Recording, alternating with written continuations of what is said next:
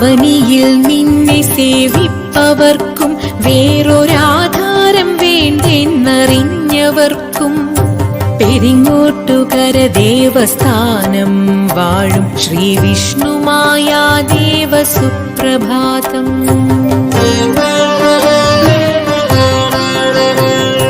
മുക്കണ്ണനാം ശിവനു പ്രാണനും പ്രിയനുമാം സർവലോകത്തിനു നാഥനായി ഏകനായി പെരിങ്ങോട്ടുകര ദേവസ്ഥാനം വാഴും ശ്രീ വിഷ്ണുമായ ദേവസുപ്രഭാതം.